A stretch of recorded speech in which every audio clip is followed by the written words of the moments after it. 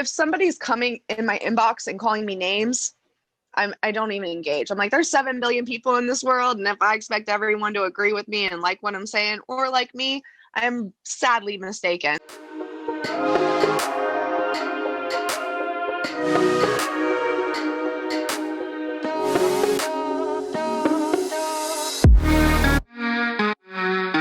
And so I don't expect everyone to agree. I don't expect everyone to like me, and that's okay. But if somebody's willing to have a conversation, I'm willing to listen to why they have that perspective, which most of the time I'm like, wow, you need to do further research. I don't know where you got this mindset, but this is insane. Um, and so, I mean, if someone wants to engage in conversation, I'll engage in conversation. But if somebody's just blatantly being rude, mean, calling me names, they get blocked. I have no patience for it. There's very little time in the day for me to even be on social media. Mm-hmm. And so I'm not going to waste my time with people that just want to argue or be rude. Or be right and not be willing to listen to my side of it. Cause like, I know I'm not right about everything, but at the same time, neither are you. I completely agree. And it's like, everyone's throwing around this word ableist right now, ableist this, ableist that. And it's like, in reality, before I was paralyzed, I would be dubbed ableist. I worked for an orthodontist, and we had a patient who would sometimes come in on his wheelchair, sometimes come in on his crutches. And I always thought, man, his life must be so terrible. He must just have the worst life. And I think that is the perception of most of society, because they have no idea what our day-to-day life is or how cool it is. And it's up to us as a community to have that open conversation, to hear why they have that opinion, and then to tell them, hey, actually that opinion's not really correct, and get to be able to correct them and have a conversation. By shutting them out, we are shutting down that conversation, shutting down that communication, just like Madison Cawthorn saying about the political parties. Nobody wants this. Cancel culture is ending the conversation. Just because someone disagrees with you, you want to cancel them. And that's not the way it works. Again, 7 billion people in the world. Not every one of them are going to agree with what you have to say. You're not going to agree with everything everyone else has to say. And we cannot make humans into this cookie cutter being. Mm-hmm. That's not the way human beings work.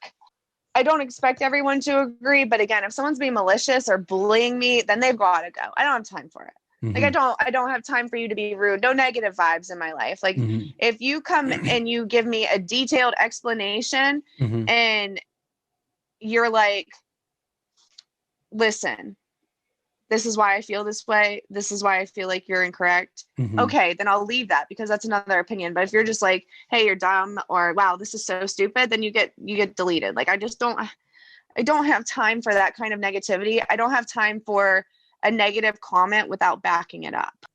Absolutely. I don't enjoy being a part of the government's confines. And over the last 2 years, I've really been working to get off. I've had and I feel like this is an accomplishment, I've had my Social Security reduced.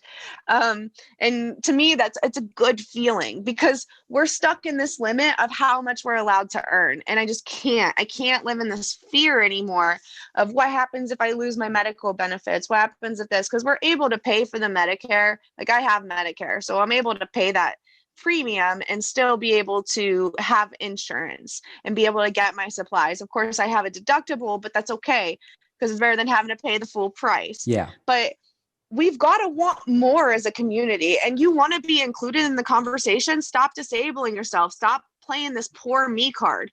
Really, you've got to get the hell over yourself. And I'm speaking from experience, because I was absolutely there as well. My first 2 years of my injury, I always led with, well, because I'm paralyzed. Because I'm paralyzed, I should get this. Because I'm paralyzed, I should get this. No, the world doesn't cater to you. You've got to fucking go. I'm sorry, I didn't mean to cuss, but you've got to go out and grind. You've got to go out and go and get it. If you want to live life, you have to put the work in. Nothing is ever going to be handed to you. Nothing is ever free. And we've got to get this out of our mind. Just because we have a disability, just because we use a wheelchair, doesn't mean we deserve handouts. And we've got to change our mentality. If you want to be treated equal, you've got to act equal. And you're not acting equal when you're sitting here with your hand out waiting for people to give you things. Oh, it pisses me off. I've literally been uncomfortable for at least the last 2 years. I'm terrified all the time. I'm like, holy crap, am I doing the right thing? You're constantly questioning yourself. It is so uncomfortable, but so rewarding. Yes. There's so much that comes from putting in work, not only the things that you manifest from it, but personally, inside of yourself, the growth and development that happens when you're willing to get uncomfortable, and then you fail a couple times, but eventually you succeed. And that success is so much growth, is so much development, is so much confidence. Confidence is bred there. Look at Chelsea Hill, Tiffany Adams, Angela Rockwood. Like, these women are killing it and have been killing it for years. Do you think that they're comfortable in what they're doing? Do you think that they're okay? Wesley Hamilton, look at him. He's an actor. Do you think that he's been comfortable? Danny Gomez. These people have had to get out of their comfort zone and become uncomfortable to grow and to develop and to create a future for themselves. And they are successful wheelchair users. Like, it's completely possible for all of us as soon as we get over that poor me. Again, I had to let that go. And there's still times where I'm like, I'm paralyzed. And like, I'm not going to lie, I play the cards sometimes just to get my way, because sometimes people will fall into that. Sure. But there's a lot of times where people don't fall into it. And you've got to just show them why. Why should someone give you something? Why should someone listen to what you have to say? Why should someone follow you? Like, you can't just expect people just to do it just because you have a disability. What are you providing people? How are you helping people? These are questions you need to ask yourself before you put your hand out and say, gimme, gimme. Because if you're not giving anything out, you're not going to get anything back.